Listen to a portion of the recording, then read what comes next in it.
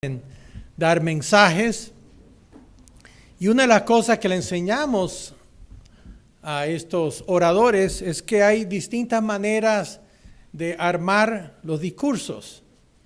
Y una de las maneras, especialmente para ya mensajes más largos, como sermones, es armarlos como se armaría una sinfonía musical, como lo hacían Beethoven y Mozart y todos ellos con estas distintas sinfonías en que introducían un tema musical y después la iban desarrollando con hilaciones musicales y melódicas y combinándolas en distintas formas y después llegar al final al crescendo, que es como la culminación musical de toda esa obra que se ha llevado a cabo.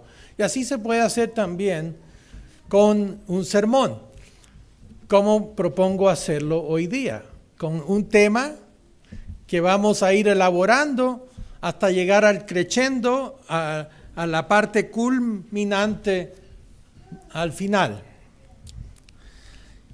Y el tema tiene que ver con un gran descubrimiento que salió recientemente este mes.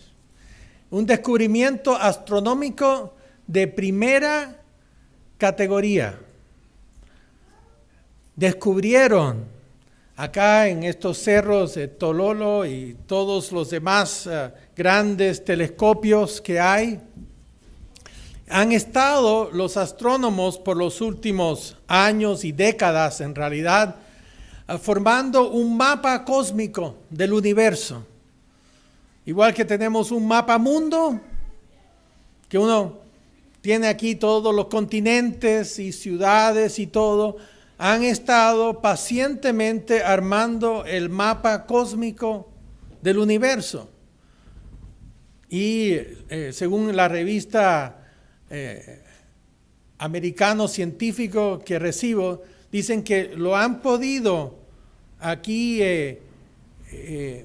mapear el universo con 99% de precisión, que han alcanzado medir el universo con 99%, y uno de los descubrimientos, uno de los hallazgos más grandes, recién lo descubrieron. Y es que las galaxias del universo no están repartidas al azar, como bolas de billar, que estarían todas en unas mesas, sino que están ordenadas en agrupaciones, tal como racimos de uvas, y que están aproximadamente equidistantes estas agrupaciones de galaxias, una de las otras. Por ejemplo, equidistantes que están a distancias equivalentes las unas de las otras. Por ejemplo, estas luces están equidistantes, tienen las mismas separaciones. Y ahora han descubierto en el mapa que todas estas galaxias están ordenadas cuidadosamente, tal como si fuera un mapa del mundo que tuviera todas las ciudades equidistantes las unas a las otras, por el gran diseñador que esto muestra que hay. Y esto es algo que es de primera magnitud, porque este es el único universo que hay. Y una vez que uno hace un mapa de ello, no hay otro mapa aparte de ese. Y han estado llevándolo a cabo. Y para mí muestra la majestad, el orden y el diseño, que donde quiera que uno vea, todas esas galaxias han sido posicionadas cuidadosamente para que no se puedan estrellar grupos de galaxias entre otras. Está todo ordenado con distancias y espacios para que no choquen entre sí. Es un diseño magnífico que vemos acá y que esa expansión que ha sido elegantemente diseñada, calibrada por este Creador, el universo está expandiéndose en una forma elegante, armoniosa, y que hay mucho aquí universo para un día entregarle a los hijos de Dios. Y noten lo que dice en Romanos capítulo 8. Este es el primer hilo de esta sinfonía que quiero que vean. La sinfonía del universo. En Romanos capítulo 8, versículo 14, dice, porque todos los que son guiados por el Espíritu de Dios, estos son hijos de Dios. Si uno está siendo guiado, tiene el Espíritu Santo, entonces es parte de esta familia de Dios que se está creando. Dice, pues no habéis recibido el espíritu de esclavitud, la esclavitud del mundo, para estar otra vez en temor, lleno de mala conciencia, tal como se dice, la peor almohada que existe es la de la mala conciencia, que no lo deja uno tranquilo. Los malos, los pecadores, no duermen bien. Están pensando en todas las cosas que se sienten culpables. Y aquí dice que no estamos con ese espíritu de esclavitud para estar otra vez en temor, sino que habéis recibido el espíritu de adopción, por el cual clamamos, Abba, Padre. La palabra Abba viene del arameo, que significa papito, que tenemos esa intimidad de un hijo que va ante su papá y se siente en plena confianza.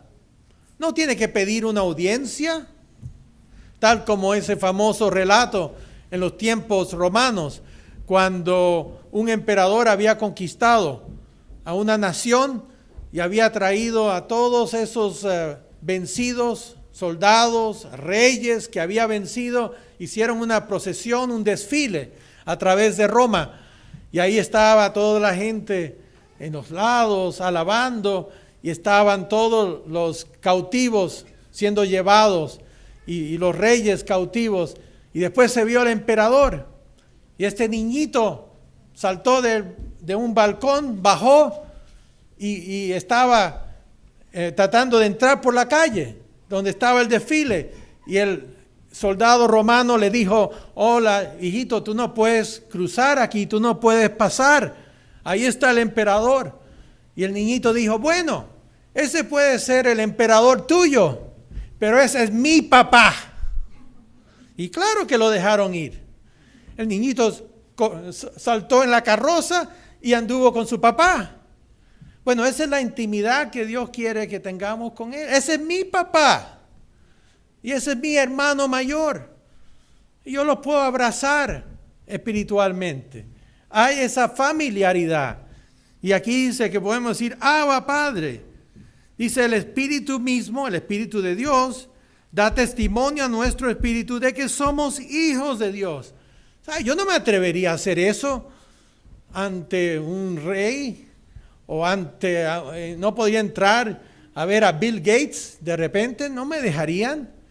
Pero el Espíritu de Dios permite que uno pueda sentirse con esa confianza ante el trono de Dios. Y dice, y si somos hijos, también, lo que está diciendo Pablo, somos herederos, herederos de Dios y coherederos con Cristo, si es que padecemos juntamente con Él, para que juntamente con Él seamos glorificados. Entonces noten acá que Cristo es el heredero de todo el universo. Y la palabra aquí tan increíble es que dice que somos coherederos. Somos como hermanos menores. cuando se hereda de los padres algo, bueno, se reparte aquí entre los hijos. Y Jesucristo es el primogénito, es aquí nuestro hermano mayor. Pero nosotros vamos a también heredar con Cristo este universo. Este elegante universo en expansión que está, ¿qué haciendo? Está aguardando la aparición de estos hijos glorificados de Dios. Noten lo que dice aquí.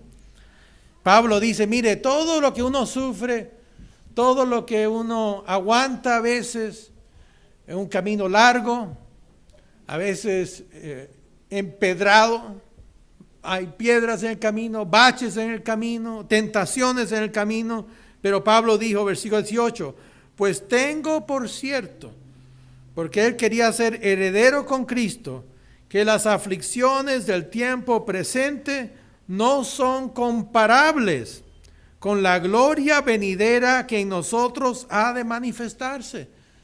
Todo lo que uno va a heredar es incomparablemente mayor que cualquier cosa que podemos heredar en esta vida. Y dice, porque el anhelo ardiente de la creación, está hablando del universo creado. ¿Qué es lo que quiere este universo? Quiere ser poblado. Es el aguardar la manifestación de los hijos de Dios. Porque la creación fue sujeta a vanidad o a deterioro, no por su propia voluntad, sino por causa del que la sujetó en esperanza, porque también la creación misma será libertada de la esclavitud de corrupción. Vemos los planetas actuales que están todos no aptos para habitar. Esto solamente es un sistema solar entre miles y millones de ellos. Pero eso todo está en ascuas, está en espera de un día ser poblado.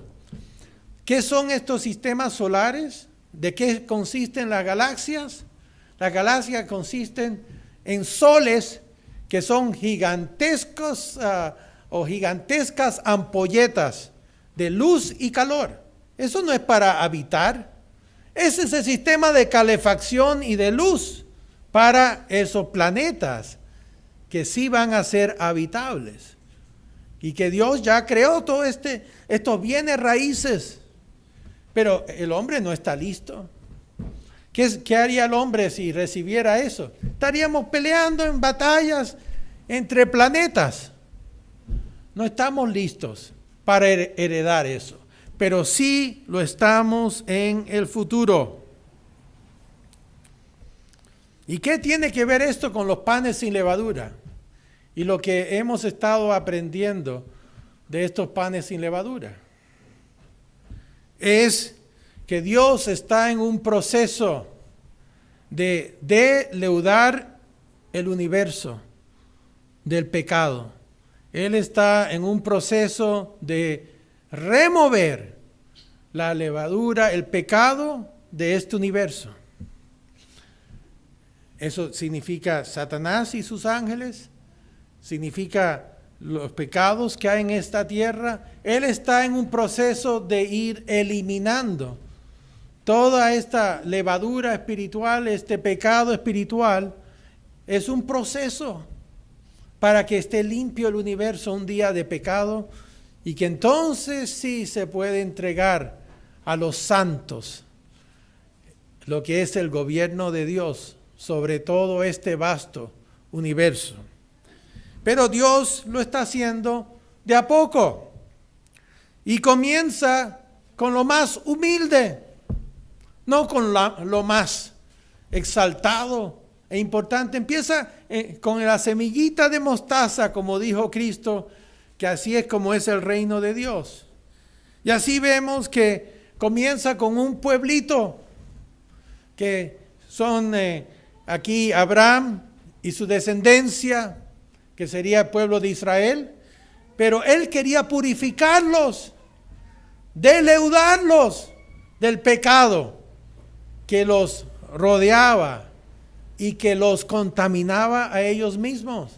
Y por eso les dijo en Éxodo capítulo 19, Éxodo capítulo 19, y por eso vemos que esto no tiene que ver con una sencilla fiesta que alguna gente lo está haciendo. Estamos hablando del universo entero, que esto es parte del plan que Dios está llevando a cabo, pero sí en un pequeño grupito, pero que un día va a abarcar al universo entero.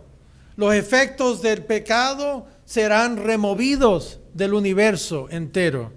En Éxodo capítulo 19, versículo 5 dice: ahora pues, si diereis oído a mi voz y guardareis mi pacto, el pacto que Dios hizo sagrado con su pueblo, vosotros seréis mi especial tesoro sobre todos los pueblos, porque mía es toda la tierra, y vosotros me seréis un reino de sacerdotes y gente santa.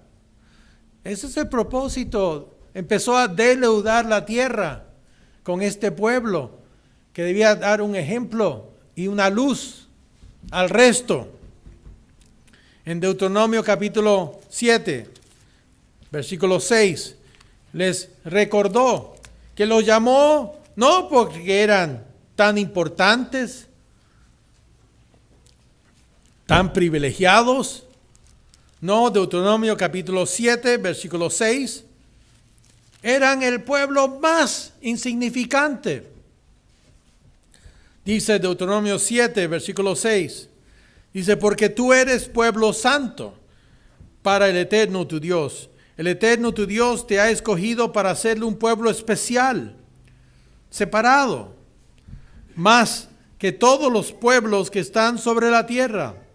No por ser vosotros más que todos los pueblos os he querido, ha querido el Eterno y os ha escogido, pues vosotros erais el más insignificante de todos los pueblos, sino por cuanto el Eterno os amó, los llamó, los escogió y quiso guardar el juramento que juró a vuestros padres.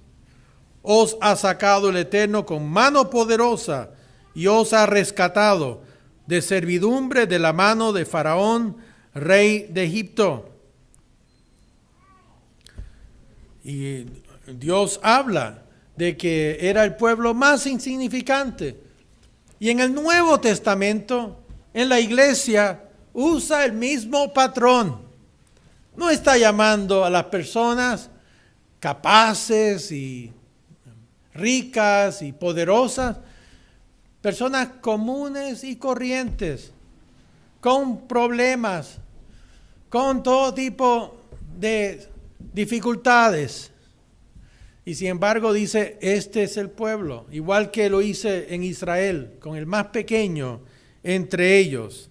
Noten en Primera de Corintios capítulo 1, Primera de Corintios capítulo 1, versículo 25.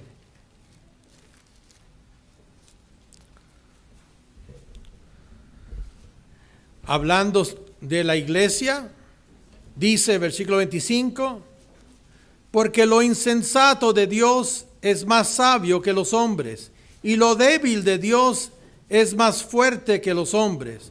Pues mirad, hermanos, vuestra vocación, que no sois muchos sabios según la carne, ni muchos poderosos, ni muchos nobles, sino que, esto está hablando en forma general, lo necio del mundo escogió Dios. Lo que el mundo cree que esas personas no valen mucho.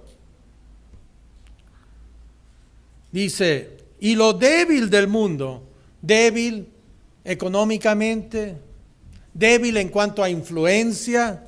Estos no son los ricos, poderosos y famosos. Estas son las personas que el mundo considera como personas insignificantes. Dice, y lo escogió para avergonzar a lo fuerte, y lo vil del mundo y lo menospreciado escogió Dios y lo que no es para deshacer lo que es, a fin de que nadie se jacte en su presencia. Así que una de las calificaciones para ser llamado por Dios es que mejor que no sea una persona importante y poderosa y rica, sino que eso lo va a descalificar a uno.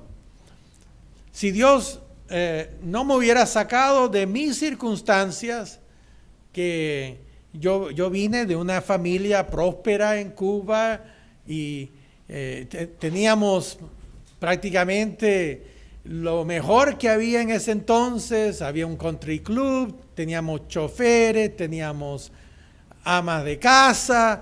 Mi madre nunca me amamantó. Tenía una mujer que me amamantaba y tenía un chofer que me llevaba a la escuela. Y después vino un caballero que se llama Fidel Castro y nos botó de Cuba. Mi padre nos sacó de allá porque él iba a luchar contra Fidel, como efectivamente lo hizo. Pero la cosa es que cuando llegamos a los Estados Unidos no teníamos dinero, no teníamos propiedades y tuvimos que partir en una escuela pública y de ahí partimos todos.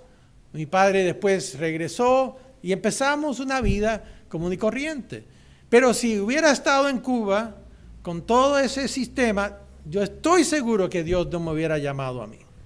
Hubiera llamado a alguien que consideraban más común y corriente, que no estaba leudado por todo lo que la sociedad le podía entregar a uno.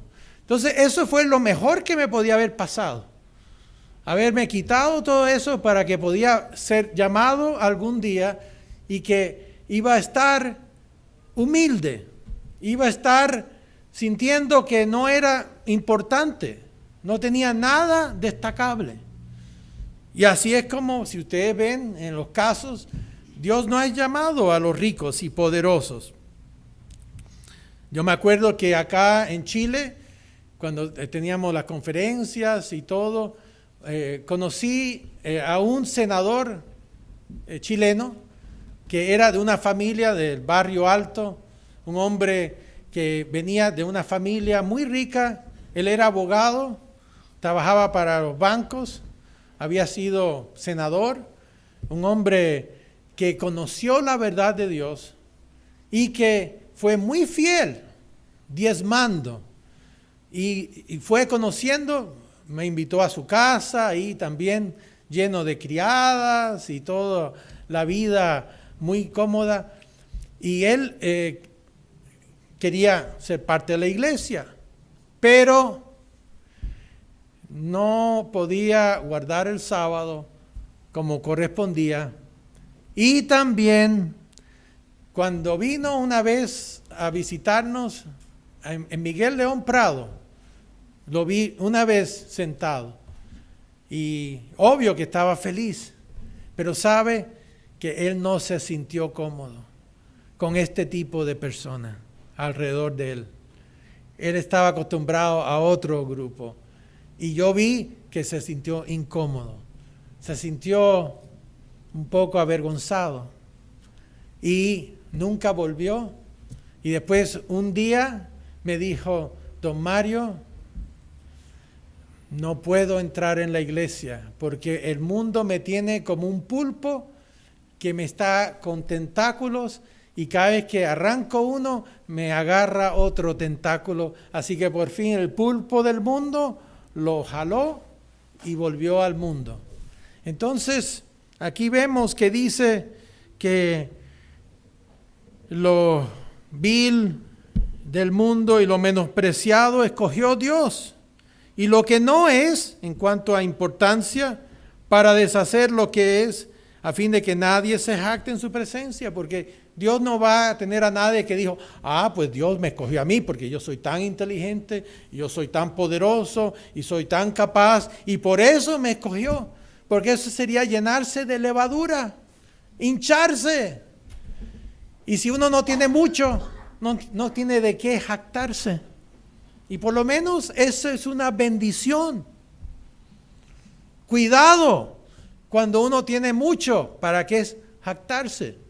Porque ahí es cuando empieza uno a sentirse ya en sus anchas y que bueno, yo soy privilegiado aquí porque mire todo lo que hago, y piensan que ya tienen como un tipo de trato especial. En la iglesia, del más pequeño que hay, todos somos iguales. Es la misma regla, la misma ley, y que aquí no se trata si una persona es importante, que bueno, tiene una situación privilegiada. No es así. Por eso que Dios comienza con lo más humilde y empieza a deleudarnos, sacar la levadura de nuestros sistemas. Es un proceso que va a abarcar el universo y que ha empezado con nosotros, pero que va a abarcar al resto de la humanidad. Eso es lo que se revela en estos días, el plan que Dios tiene para sacar la levadura de toda su creación. Pero hoy día es minúscula la cantidad de personas que están siendo deleudadas de esa manera. Noten en Tito capítulo 2, versículo 11.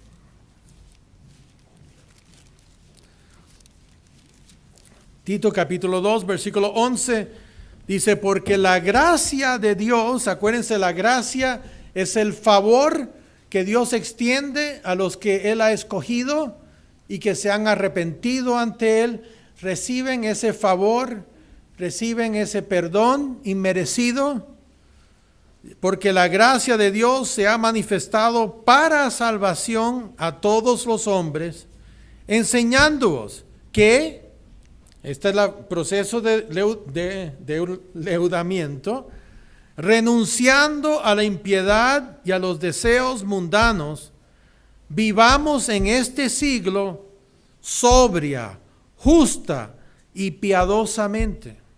Eso no suena como tan divertido. La palabra sobria significa en forma seria, no frívola. La otra palabra en forma justa, que hagamos lo correcto, y piadosa, que es una forma alejándose del pecado, aguardando la esperanza bienaventurada y la manifestación gloriosa de nuestro gran Dios y Salvador Jesucristo.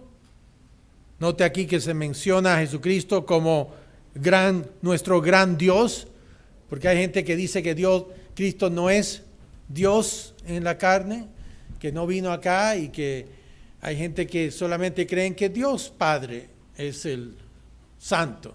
Pero aquí dice, no, está hablando de Jesucristo, de nuestro gran Dios y Salvador Jesucristo, quien se dio a sí mismo por nosotros para redimirnos de toda iniquidad, sacar la levadura y purificar para sí un pueblo propio, celoso de buenas obras, deseosos de venir, cumplir con este día que Dios se estableció para adorarle, para poder comer juntos.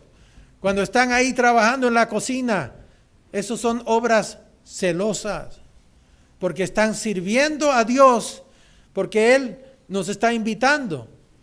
Y hay comida por medio, que sabía que iba a hacer, pero alguien tenía que servirla, había que cocinarla, había que compartirla.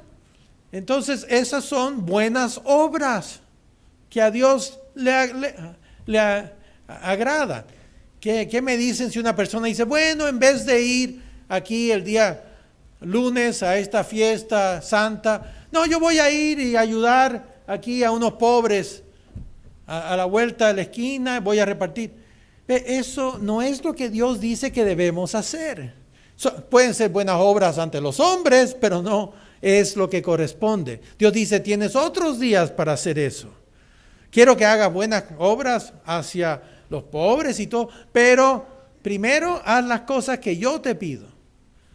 Como dice los dos grandes mandamientos. Primero, amarás a Dios con todo tu corazón. Cumple con los mandamientos que corresponden a Dios primero. el sábado, las fiestas santas, el diezmo, la ofrenda.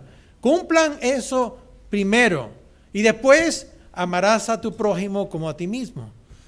Ames a tu prójimo y esas son todas las obras que podemos hacer de ayuda, de caridad. Pero no sustituyan una en vez de la otra. Se necesitan las dos y en la proporción correcta.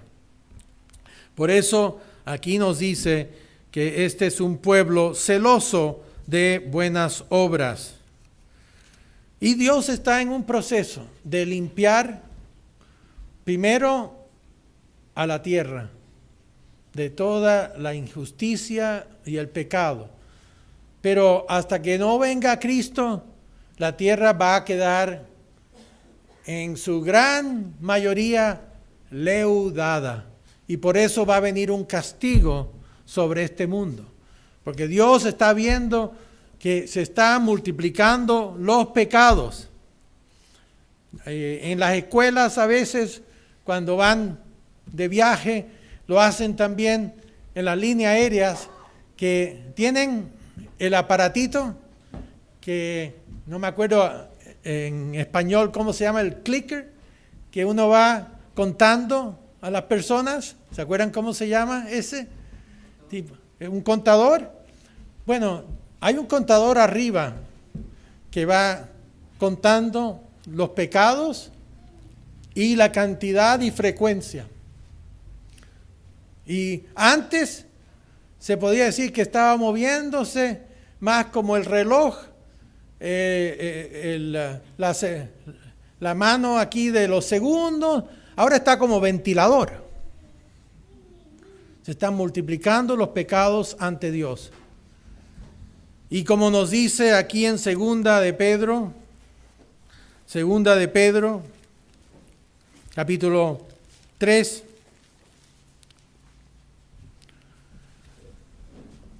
dice versículo 1, esto es una profecía para nuestros días. Segunda de Pedro, capítulo 3, versículo 1 dice: amados, esta es la segunda carta que os he escrito o escribo, y ambas despierto con exhortación vuestro limpio entendimiento, para que estén alertas, para que tengáis memoria de las palabras que antes han sido dichas por los santos profetas, ese es el Antiguo Testamento, y del mandamiento del Señor y Salvador dado por nuestros apóstoles, que ese es el Nuevo Testamento. Sabiendo primero esto, que en los postreros días, los días antes de la venida de Cristo, vendrán burladores, andando según sus propias concupiscencias, sus propias codicias, su propia manera de vida, que van a estar tratando de promover su forma falsa de vida, que dice que se burlarán de Dios, que se burlarán de su camino, de las cosas decentes que hay. Dice, y diciendo, ¿dónde está la promesa de su advenimiento? No hemos visto que Cristo haya vuelto todavía, porque desde el día en que los padres durmieron, todas las cosas permanecen así como desde el principio de la creación. Eso es parte de la enseñanza de la evolución. No, aquí hemos estado millones de años, no ha pasado nada acá. ¿Y qué dice la respuesta bíblica? Estos ignoran voluntariamente que en el tiempo antiguo fueron hechos por la palabra de Dios los cielos y también la tierra. Ellos no quieren admitir que Dios es el creador, que proviene del agua y por el agua subsiste. 70% de la tierra es agua. Y debajo de los continentes hay agua. Y arriba tenemos las nubes. 40% de la tierra está cubierta de nubes, que es agua, que está ahí condensada. Y dice aquí, y por lo cual el mundo de entonces pereció anegado en agua. Se abrieron todas esas fuentes y se ahogaron todos, menos Noé y su familia, que no tenían levadura, no se habían dejado de leudar. Dice, pero Ya después de este diluvio, ¿qué es lo que aguarda a la tierra? Dice, pero los cielos y la tierra que existen ahora están reservados por la misma palabra de Dios y su promesa, guardados para el fuego en el día del juicio y de la perdición de los hombres impíos. Mas, oh amados, no ignoréis esto, que para con el Señor un día es como 1000 años y 1000 años como un día. Y esto se ha tomado porque Pedro está dando una indicación de que igual que hay 7 días de la creación, que un día de creación equivale a 1000 años. Y 1000 años humanos equivalen a un día de esa semana de creación. Y es curioso que según las cronologías bíblicas que tenemos, y que yo tengo una que se llama la Biblia cronológica, que fue escrita por un ingeniero y un teólogo, que el ingeniero pasó 30 años calculando todas las genealogías bíblicas y justamente llegó que ahora nos quedarían un poquito más de como unos 15, 16 años para cumplir con esos 6000 años. Pero Dios dice que la hora y el día no sabemos todo, así que no se puede calcular precisamente. Pero es curioso que desde Adán hasta Cristo y la aparición de Él como el Mesías serían 4000 años. Desde que Él empezó como Mesías. Y 2000 años después de la aparición del Mesías es cuando se acaban esos 6000 años. Entonces, yo siento que estamos acercándonos más y más a esa época. Pero aquí dice eso Pedro, que el Señor no retarda su promesa, según algunos la tienen por tardanza, sino que es paciente para con nosotros, no queriendo que ninguno perezca, sino que todos procedan al arrepentimiento. Pero el día del Señor vendrá como ladrón en la noche, en el cual los cielos pasarán con gran estruendo, y los elementos ardiendo serán deshechos, y la tierra y las obras que en ella hay serán quemadas. Puesto que todas estas cosas han de ser deshechas, un día no van a existir casas, no van a existir árboles. Dios a la larga va a purificar esta tierra de toda la maldad cometida. Y toda la tierra que ha sido contaminada con sangre inocente, todo esto va a quedar purificado. Dice versículo 11, puesto que todas estas cosas han de ser deshechas, ¿cómo no debéis andar en santa y piadosa manera de vivir, en forma deleudada, esperando y apresurándonos para la venida del día de Dios, en el cual los cielos encendiéndose serán deshechos y los elementos siendo quemados se fundirán? Pero nosotros esperamos, según sus promesas, cielos nuevos y tierra nueva, en los cuales mora la justicia. ¿Qué define a ese tiempo? Donde va a morar la justicia. Todo el mundo va a estar en obediencia, todo el mundo va a estar con respeto, amor, paz, y que Dios va a establecer la justicia, que es representada por el pan sin levadura, que es un pueblo que no se ha contaminado. Y aquí en Apocalipsis, capítulo 20, versículo 4, vemos cuando Dios purifica más la tierra. Ahora, hermanos, es muy poco lo que va a quedar purificado.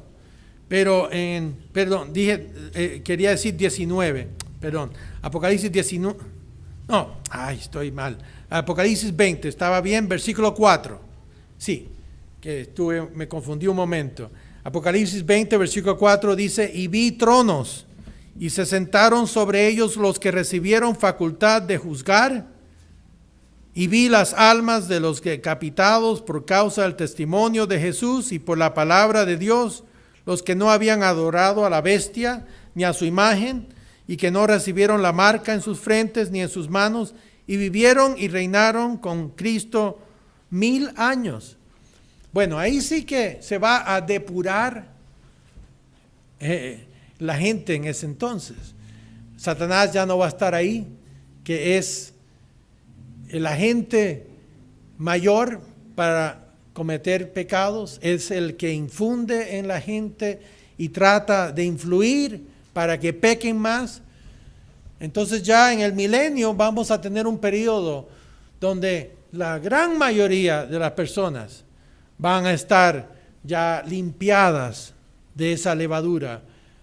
Va a haber tiempos donde mora la justicia, el amor, el gozo y la paz. Y después viene, podemos decir, la segunda gran etapa de la purificación del mundo. La primera va a ser durante el milenio, pero eso solamente van a ser la gente que sobrevivió entre las naciones. Pero ¿qué de la gente que ha muerto en esos 6000 años anteriores? Bueno, esos son los que van a vivir después de los 1000 años. Y noten aquí que nos dice, versículo 10 de Apocalipsis 20, y el diablo que los engañaba fue lanzado en el lago de fuego y azufre, donde debe decir la traducción correcta, donde había estado la bestia y el falso profeta, y hablando de Satanás y sus ángeles, serán atormentados día y noche por los siglos de los siglos. Pero ya se va a remover ese agente leudante para siempre. Y ya no va a multiplicarse el pecado como ha sucedido en la actualidad. Y dice el versículo 11, después de que Satanás es expulsado, dice, y vi un gran trono blanco y al que estaba sentado en él, de delante del cual huyeron la tierra y el cielo, y ningún lugar se encontró para ellos, hablando de Cristo, que Él es el quien juzga, es el quien juzgó durante la primera resurrección, y ahora Él va a juzgar sobre la segunda resurrección. Y dice, y vi a los muertos, grandes y pequeños, es decir, de todas las clases, desde los reyes y emperadores más poderosos hasta los niñitos más pequeños e insignificantes que murieron en una aldea en el África o en la India o en la China y nunca supieron de Jesucristo. Todos estos están ahora resucitados, pero a vida física. Dice, y los libros fueron abiertos, y la palabra aquí significa Biblia, y estos son los libros que Dios usa para juzgar. Es el libro que usa para juzgarnos a nosotros y también para el resto de la humanidad. Van a tener que aprender qué es la justicia, qué es la levadura espiritual. Van a tener que entonces empezar a sacar la levadura de sus propias vidas. Se les devuelve con toda su memoria intacta, pero con un cuerpo nuevo, para que puedan ahí entonces empezar a poner en práctica. Y dice, y otro libro fue abierto. Ahora se les abre el libro donde están inscritos todas las personas de la primera resurrección. Pero esos son los únicos nombres que hay hasta ese momento. Y ahora están con la oportunidad de ser inscritos también, ser incorporados en el reino de Dios. Pero tendrán que escoger, ¿quieren el camino de la levadura o el camino sin levadura? Y fueron juzgados, como dice aquí, los muertos por las cosas que estaban escritas en los libros, según sus obras. Si lo ponen por obra, los mandamientos, y siguen el camino, recibirán vida eterna. Y si no, serán lanzados al lago del fuego, que es un tipo de purificación de levadura. Porque Dios no va a tener un día ningún ápice de levadura en todo el universo. Y aquí dice, versículo 14, y la muerte y el Hades, que es la tumba, simbolizando que ya va a ser destruida la muerte, solo va a haber la gente con vida eterna, fueron lanzadas al lago de fuego. Esta es la muerte segunda. Y el que no se halló inscrito en el libro de la vida fue lanzado al lago de fuego. Y ese lago del fuego es donde se va a envolver al mundo entero y se va a purificar al mundo entero de todas las obras pecaminosas que se habían hecho en esos últimos 6,000 años. Y que el pecado no va a tener recuerdo. Nadie va a decir, ay, mira, por ahí mataron a mi hijo, hoy por allá murió esta. No, se van, dice, los elementos, se va a quemar todo lo que es el suelo, la tierra, la parte de la superficie, y dice que los elementos, los metales se fundirán. Y habrá como un casco metálico, que ya no hay ningún tipo de país, ya no hay ningún tipo de recuerdo de dónde se cometieron los pecados, de toda la maldad, de las guerras, de todo eso. Y ya una vez que queda purificada la tierra de todas las obras, como dice aquí, versículo 1 de Apocalipsis 21, dice, y vi un cielo nuevo, hablando de la atmósfera, que ya será distinta, dice, y una tierra nueva, porque el primer cielo, esta atmósfera, y la primera tierra pasaron, y el mar ya no existía más, quedó todo evaporado, quedó como un casco acá, es realmente el estrado o el podio para el trono de Dios que viene como la Nueva Jerusalén, que aquí es donde Él establece su plan de salvación para expandirse al resto del universo. Y dice, y yo, Juan, vi la santa ciudad, la Nueva Jerusalén, descender del cielo de Dios, dispuesta como una esposa ataviada para su marido. Y oí una gran voz del cielo que decía, he aquí el tabernáculo de Dios, debe decir, está con los hombres, que viene la Nueva Jerusalén a posarse en una tierra purificada. No se van a recordar los pecados, todo eso va a ser olvidado, como dice aquí. Y Él morará con ellos y ellos serán su pueblo. Y Dios mismo estará con ellos como su Dios. Enjugará Dios toda lágrima de los ojos de ellos, como una madre lo hace con sus hijos. Todo lo que uno siente de dolor y lo que ha sufrido, Él ahí va a consolarlos.